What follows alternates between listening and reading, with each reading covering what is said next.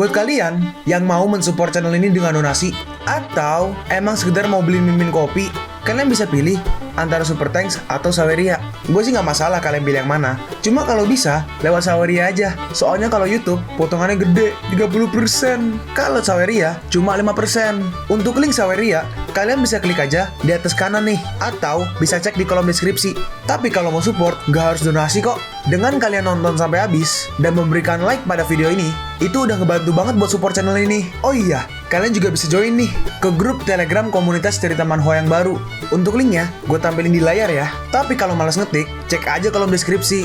Di sana, kalian bisa sharing nih topik seputar manhwa dan kawan-kawan, dan juga ketemu teman baru. Kalau mau info terbaru dari Mimin, misalnya upload kapan atau misalnya ada telat upload, Mimin pasti akan langsung infokan di Telegram. Makanya, jangan lupa join ya. Nggak perlu berlama-lama lagi, kita mulai aja ceritanya. Dan orang-orang mulai ada seperti cahaya merah juga muncul dari mereka. Lalu Monan menggunakan seni surga 14 tangan. Teknik pertama, dengan satu serangan itu, Monan membunuh semua orang kecuali Caca. Dalam hati Monan, aku menggunakan 70% kekuatanku untuk melancarkan serangan ini, namun hanya membuatnya mundur 100 meter. Dalam hati Caca, totem kenabian ini bisa meminjamkanku kekuatan 300 orang penganut agamaku, tapi dia bisa melumpuhkan 300 orang itu dengan satu serangan barusan. Lalu Monan sadar, pola tato di tubuhnya berbeda dengan yang lainnya. Qingluan berkata, "Kepala instruktur, jangan, kalau kita membunuhnya sekarang, aku khawatir akan terjadi perang antar dua negara." Sihir ucapan, "Berlutut!" Dan dengan itu, Caca harus dibuat berlutut. Dengar, kalian punya waktu setengah jam untuk berkemas. Jangan bawa apapun bersama kalian. Baiklah, dan timku, katakan, di mana mereka? Mereka terperangkap di makam kuno. Ayo pergi, cepat. Qingluan berkata, "Baiklah, siapa aja yang akan ikut serta ke gerbang makam kuno?" "Oh iya, kepala instruktur, Anda datang tepat waktu. Jika tidak, Qing akan terluka parah." Monan berkata, "Kau terkena racun. Kau terkena semacam racun yang bekerja saat kau bicara, iya kan?" Dia mengangguk. "Kau terlalu sering memaksakan diri." Dalam hati Monan, meskipun ada jalan, dia nggak bisa melakukannya atau mengekspresikannya. Seorang prajurit berkata, "Ratu maksudku, Qing, kami minta maaf atas perlakuan kami sebelum-sebelumnya." Wanita yang di belakang juga berkata, "Qing, maafkan kami." Seorang prajurit melapor, "Kepala Instruktur, mereka semua udah pergi. Kita bisa masuk ke makam kuno." "Kalau begitu, masuklah terlebih dulu. Tugaskan seseorang untuk mengawasi para penganut agama sesat itu agar tak macam-macam lagi." Dalam hati Monan, agak kurang nyaman rasanya harus selalu memberikan instruksi setiap sebelum bertindak. Lalu mereka pun pergi ke dalam. Dalam hati Monan, ini baru jalan masuk ke makam kuno yang sebenarnya. Ini terhubung dengan makam yang sebelumnya. Qingluan berkata, "Semuanya, jangan asal menyentuh peninggalan bersejarah di makam ini sebelum aku meminta seseorang untuk melakukannya." Dalam hati Qingluan, kali ini Monan bertugas dengan sangat baik. "Kepala instruktur, coba periksa lukisan di dinding ini. Sepertinya makam ini dulunya milik suatu jenderal di zaman kuno. Lukisan ini menggambarkan sejarah peperangan 3 kerajaan kuno di Cina." Prajurit itu berkata, "Mungkinkah yang dikatakan penduduk desa sebelumnya itu benar, bahwa leluhur mereka adalah Chow Yun? Entah, gua ini dibangun berdasarkan penampilan suatu makhluk mitologi." Dalam hati Monan, struktur makam ini cukup menarik. Lalu tiba-tiba dari dalam, benar-benar biadab, mereka menghancurkan relik budaya yang gak bisa mereka bawa. Semuanya berhenti. Sedangkan di hutan di luar makam, ada seperti satu kelompok sama seperti tadi, penganut agama sesat. Mereka semua bermeditasi mungkin ya. Lalu Caca datang menghampiri mereka. Dia berkata, "Tuan Duta Besar, kami sudah menghancurkan semua artefak di dalam sana. Mereka nggak akan bisa mendapatkan apapun." Dalam hati Duta Besar sampai menarik pasukan operasi khusus ke dalam makam. "Kalau bukan karena kepentingan semua orang, aku pasti udah memenggal kepalamu. Aku telah meminta seorang ahli kekuatan suci untuk menghancurkan relik peninggalan kuno itu. Dan untuk berjaga-jaga, aku menyiapkan rencana cadangan. Aku menyuruh anggota kultus untuk memasang bom di makam itu. Kalau begitu, cepat ledakan. Tunggu apa lagi? Kalian persiapkan ledakan, cepat." Orang itu berkata, "Kudengar kalian kalah saat bertarung melawan seseorang dari pasukan operasi khusus. Apa itu benar?" "Iya, orang itu emang sangat tangguh. Tapi sekuat apapun dia gak akan selamat dari ledakan bom itu. Dan dia dan orang-orangnya akan terkubur hidup-hidup di sana. Sayang sekali. Padahal aku masih ingin mencoba bertarung dengannya. Mau bagaimanapun juga, dia telah berhasil membunuh seorang tetua dan 50 pengikut kita dengan sekali serangan." "Tuan Duta Besar, saksikan saja pertunjukanku. Hitung mundur sudah dimulai dan bomnya akan segera meledak. Sedangkan di aula makam, mereka semua masih ada di dalam." Tiba-tiba, "Hah, apa yang terjadi? Suara ledakan. Mungkinkah dinamit?" Makamnya mulai runtuh Brengsek, ini pasti ulah para penganut agama sesat itu. Mereka ingin mengubur kita hidup-hidup. Kita harus segera keluar dari sini. Ayo, buka gerbangnya. Gerbang batunya sangat sulit dibuka. Sepertinya bagian luar ruangan ini sudah runtuh dan menghalangi pintunya. Dalam hati Monan, makam kuno ini sangat misterius. Saat terjadi ledakan tadi, aku mencium bau yang aneh. Monan berkata, karena nggak ada jalan lain, ayo kita pergi lebih dalam. Baik, apa kau kepala instruktur? Qing Luan, dalam hati Monan, tim khusus sebelumnya terperangkap di seberang tembok. Mungkinkah cara mereka terperangkap juga sama? Qing Luan berkata, iya ini aku, kepala instruktur. Bagaimana keadaan Anda? Tolong, bawakan kotak P3K. Makam kuno ini dibangun berdasarkan struktur hewan mitologi kuno. Jalan masuk sebelumnya adalah buntutnya. Jalan di sisimu seharusnya mengarah ke lengannya. Aku akan mengamati sekitar terlebih dulu. Mekanisme jalan keluar seharusnya ada di bagian perut. Yang di seberang berkata, kalau begitu, mari sama-sama mencari. Barangkali ada jalan keluar lain. Baiklah, kau hati-hati. Semuanya, ayo! Dalam hati Monan, aula makam ini sangat besar. Waktu akan sia-sia kalau hanya kita habiskan dengan berdiam diri. Lalu Monan menyentuh sesuatu dan tiba-tiba terbuka beberapa pintu. Keempat pintu batu ini adalah bagian kuku dari hewan mitologinya. Tak heran kalau kita nggak bisa pergi dari aula. Lalu mereka masuk ke salah satunya. Seseorang berkata, kepala instruktur, hati-hati, kaki Anda menginjak api. Dalam hati Monan, api ini adalah darah dari hewan mitologinya. Tak kusangka ini ada di sini. Kepala instruktur, cepat naik, Anda bisa-bisa terbakar. Yang rambut pirang berkata, aura panasnya benar-benar gak tertahankan. Kepala instruktur, cepat naik. Sepertinya pemilik makam ini gak ingin kita keluar. Buat 4 tim terpisah dan pergi ke 4 pintu batu untuk memberitahu tim yang lainnya. Aku gak akan bisa bertahan lama. Siap, tolong awasi kepala instruktur. Mereka dengan cepat pergi. Sedangkan di sisi lain terowongan, ada yang datang. Apa ada orang di dalam sana? Kami akan mencoba membuka pintunya. Hei, iya, kami ada di sini. Tolong, buka pintunya. Ternyata ada Pantalong, Ling Mei. Pintu batu di ujung terowongan sudah terbuka. Cepat keluar. Kepala instruktur sedang terbakar menahan apinya. Cepat keluar, sekarang juga. Setengah jam kemudian, Mona masih bertahan di atas api itu. Dalam hati Qing, kepala instruktur selalu menderita dan bertindak sendirian. Dan akhirnya Mona pun keluar. Si rambut pirang ini berkata, kepala instruktur, sekarang kita yang gak bisa keluar. Bagaimana ini? Dalam hati si pirang, kita baru aja berhasil mengeluarkan yang lain. Tapi 21 orang kita malah terjebak di perut makam. Benar-benar tragis. Apa kau mencium sesuatu? Apakah yang Anda maksud bau sol sepatu Anda yang terbakar? Bukan. Hei, ini jenderal legendaris. Dilihat dari bentuknya, ini pasti Yu Fei. Ini adalah posenya setelah berhasil memenggal kepala musuhnya. Benar kan kepala instruktur? Makam ini milik kerajaan zaman perang dulu. Dan Yu Fei adalah jenderal di wilayah selatan dinasti Song. Lalu tiba-tiba Monan menghempaskan. Loh, patungnya dihempaskan ke atas. Wah, kepala instruktur, ada jalan masuk di sini. Dalam hati prajurit yang kanan, kenapa orang sepintar dia harus masuk tim khusus? Aku jadi tetap gak berguna seperti biasanya. Lalu mereka pun turun ke bawah. Saat di bawah ternyata ada banyak sekali harta. Wah, ya Tuhan, porselen dan guci-guci di atas sana seperti sampah jika dibandingkan yang ada di sini. Seorang lagi berkata, mungkinkah itu mahkota kaisar? Dan lihat tongkat emas itu. Dalam hati Monan, ya lagi pula di sini aman. Biarlah mereka menggila seenaknya. Toh mereka nggak akan bisa membawa harta-harta ini. Lalu Monan melihat kolam tadi, kolam air dingin ini. Ia membuat embrio Xiaolong bereaksi. Monan berkata, aku mau mengamati kolam air dingin itu. Kalian jangan main jauh-jauh. Baiklah kepala instruktur, cepatlah kembali. Monan pun menyelam ke bawah. Saat di bawah, dia melihat sebuah bangkai binatang mati. Anjing mastif raksasa yang bisa menelan roh ganas bisa mati di sini. Oh, di sana. Lalu Monan langsung keluar dari air dan dia melihat sebuah tombak kecil tuh di atas tuh, kok kelihatan tuh. Lalu Monan juga mengeluarkan tombaknya. Tombak petarung. Bahkan tombak yang kupegang pun gemetaran. Itu jelas bukan tombak perang yang bisa ditempa di bumi. Baiklah, biar kulihat sebagus apa kau. Lalu Monan maju dan mereka beradu serangan. Tapi akhirnya tombak Monan hancur. Bahkan tombak pembunuh dihancurkannya dengan mudah. Karena kau bertemu dengan kaisar ini, maka akan kurawat kau dengan baik. Nah, kena kau. Dan karena itu, ruangannya mulai gemetar. Rupanya, makam kuno ini dibuat untuk menguburmu. Monan pun jatuh ke air lagi. Tombak ini terlalu berat. Dan mata tombak ini memiliki mata yang berdarah-darah. Baiklah, aku akan membawamu melihat matahari lagi. Lalu Monan membawanya keluar. Aku akan menggunakanmu dengan semestinya. Master bilang, jika dia datang ke bumi hanya untuk mencari harta, seharusnya Master akan segera datang. Tak kusangka masih ada senjata suci di dunia ini yang tidak bisa kukendalikan. Niat pedang mulai terbentuk dalam tubuhku sampai membuatku menangis darah seperti ini. Kalau begitu, mulai sekarang aku akan menyebutmu tombak petarung bermata darah. Sebentar. Hah? Ini pasti taring dari anjing mastif itu. Tidak aku sangka. Setelah bangkainya menjadi abu, dia masih menyisakan 2 taringnya. Taring ini adalah item yang bagus. Tombak ini terlalu berat. Aku harus cepatnya terbiasa menggunakannya. Lalu Monang keluar. Kepala instruktur, akhirnya Anda kembali.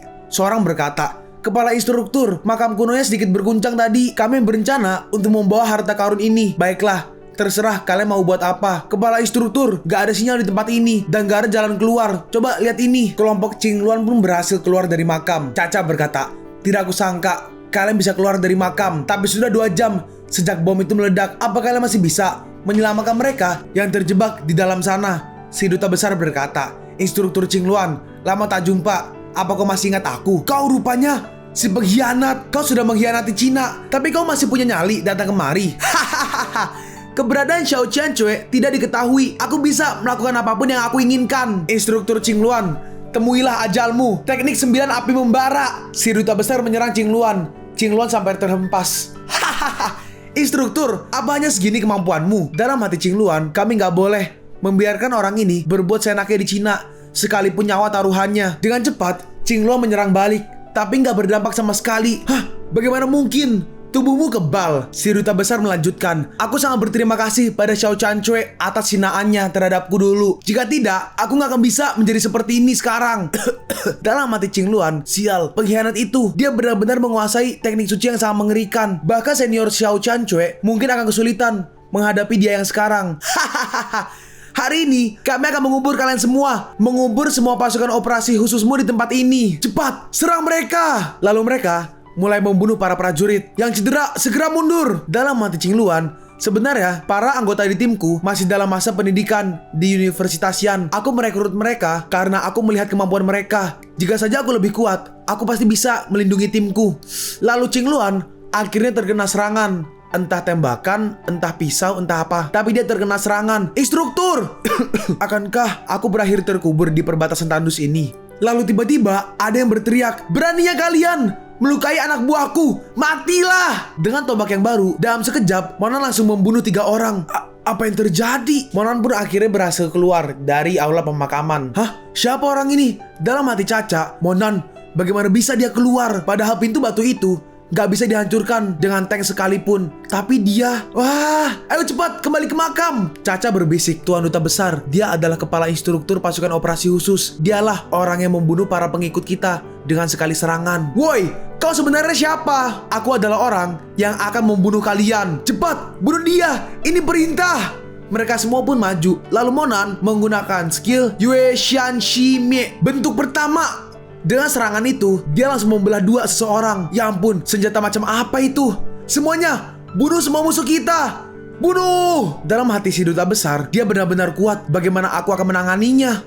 Kami nggak boleh membiarkannya hidup. Lalu tiba-tiba, tubuhnya bercahaya sangat terang. Tubuhnya bersinar. Dan dia mulai bertransformasi menjadi lebih besar. Sebesar apapun badanmu, itu percuma.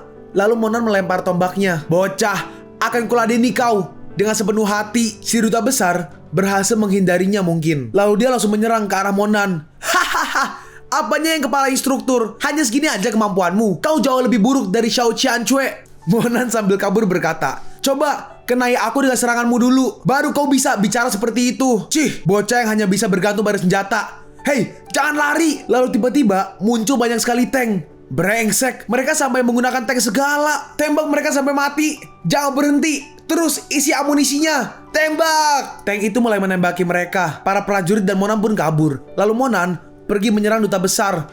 Duta besar kaget. Sial, cepat sekali.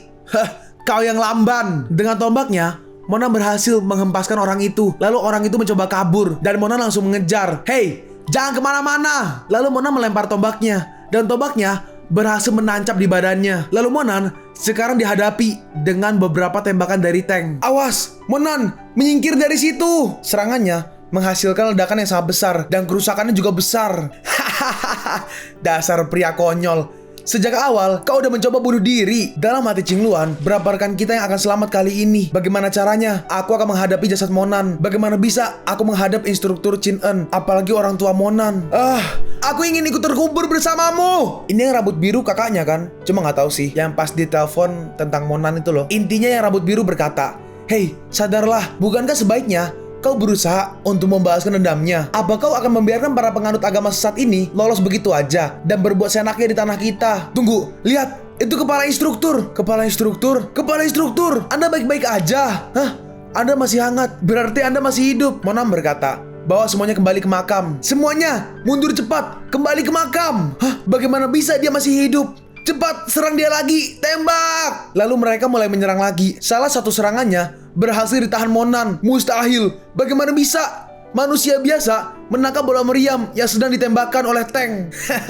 Kau monster! Tombak petarung bermata darah. Serang! Tolong aku! Tolong! Sekalipun dewa-dewa palsumu itu datang, mereka nggak akan bisa menyelamatkanmu. Hah? Kabur! Bunuh! Satu persatu, orang-orang itu dibunuh. Kita istirahat dulu di sini. Baru setelahnya, kita kembali. Xiaoqing, kau kenapa? Dalam hati Monan, racun dalam tubuhnya sudah sangat parah. Sekalipun dia bisa diselamatkan, ada kemungkinan dia nggak akan bisa berlatih lagi. Atau bahkan melakukan kultivasi berat. Ayo, bawa dia pulang. Di tengah jalan, Monan melihat seorang prajurit yang sedang merenung. Monan berkata, mereka nggak akan menyalahkanmu. Kau sudah berjuang keras. Kepala instruktur, seharusnya aku melindungi mereka. Seharusnya aku nggak membawa mereka. Dalam hati Monan, inilah akibat karena melindungi semua orang Cina tanpa mempertimbangkan asal-usulnya. Lolos satu pengkhianat, gugur 1000 rekan. Kepala instruktur, bantuan sudah tiba. Dalam hati Monan, bantuan. Di saat semua berakhir dan semua orang mati. Bantuan? Emangnya apa yang mau dibantu di sini? Dalam hati Monan, apa mereka masih ingin diberi imbalan dan kehormatan? Prajurit wanita itu berkata, kepala instruktur, Anda sebaiknya memeriksanya. Pasukan bantuan ini sepertinya mereka ingin cari gara-gara. Kita melihat ke pasukan bantuan. Buset, pasukan bantuannya Rubicon putih 1, Rubicon orange 1, sama tuh Lamborghini tuh putih itu di kanan tuh. Orang-orang dekil ini membuatku mual sampai ingin muntah. Dalam hati Ling Mei, ku dengar si kepala instruktur itu juga ada di sini. Kalau begitu, aku harus memberinya kesan yang bagus. Kau, lupakan.